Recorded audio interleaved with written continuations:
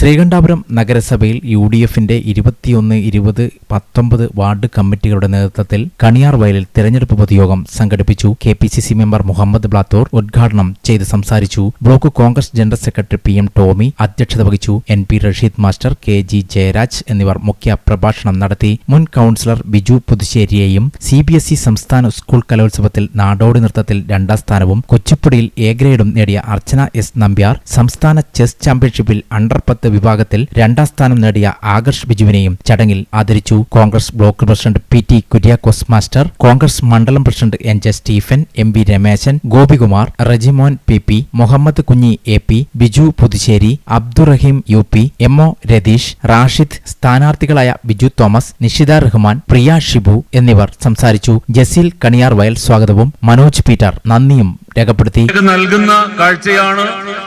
അപ്പോൾ ഈ വഴി കടന്നു പോകുന്ന എല്ലാ ആളുകൾക്കും അറിയാം, ശ്രീകണ്ഠപുരത്ത് കഴിഞ്ഞ 10 വർഷമായി ഉണ്ടായ അഭൂതപൂർവമായ മാറ്റത്തെക്കുറിച്ച്, വികസനത്തെക്കുറിച്ച്.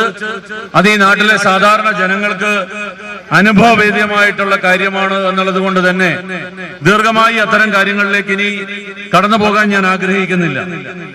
ഇവിടെ ഈ തെരഞ്ഞെടുപ്പിൽ ജനങ്ങളെ സംബന്ധിച്ചിടത്തോളം ജനങ്ങൾക്ക് അവരുടെ ജീവിത പ്രശ്നങ്ങളാണ് ഏറ്റവും വലുത്. കഴിഞ്ഞ 9.5 വർഷമായി സംസ്ഥാനം ഭരിക്കുന്ന പിണറായി വിജയന്റെ ഗവൺമെന്റ് ഈ കേരളത്തിലെ ജനങ്ങളുടെ ജീവിതത്തിൽ എന്തെല്ലാം തരത്തിലുള്ള ദുരിതങ്ങളാണ് സമ്മാനിച്ചിട്ടുള്ളത് എന്നുള്ളത് ജനങ്ങളെ സംബന്ധിച്ചിടത്തോളം ഈ തെരഞ്ഞെടുപ്പ് ദിവസത്തിന് വേണ്ടി കാത്തു നിൽക്കുന്ന രീതിയിൽ